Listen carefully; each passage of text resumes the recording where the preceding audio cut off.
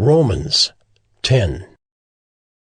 Brothers, my heart's desire and prayer to God for them is that they may be saved. For I bear them witness that they have a zeal for God, but not according to knowledge.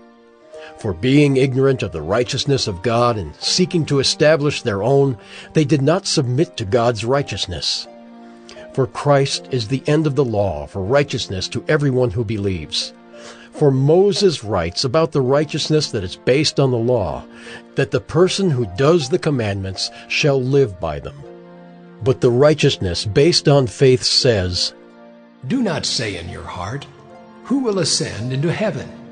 That is, to bring Christ down. Or, 'Who will descend into the abyss?' That is, to bring Christ up from the dead."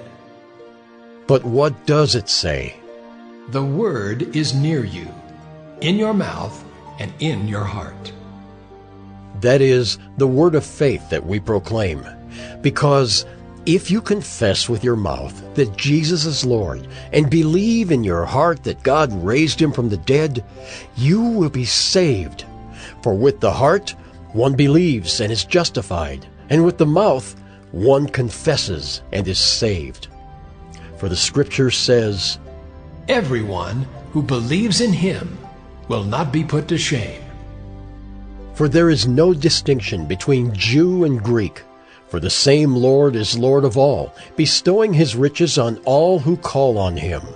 For everyone who calls on the name of the Lord will be saved. How then will they call on him in whom they have not believed? And how are they to believe in him of whom they have never heard? And how are they to hear without someone preaching? And how are they to preach unless they are sent? As it is written, "How beautiful are the feet of those who preach the good news." But they have not all obeyed the gospel, for Isaiah says, "Lord, who has believed what he has heard from us?" So faith comes from hearing, and hearing through the word of Christ. But I ask, have they not heard? Indeed they have, for their voice has gone out to all the earth, and their words to the ends of the world. But I ask, did Israel not understand?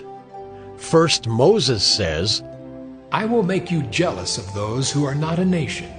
With a foolish nation I will make you angry." Then Isaiah is so bold as to say, "I have been found by those who did not seek me. I have shown myself to those who did not ask for me."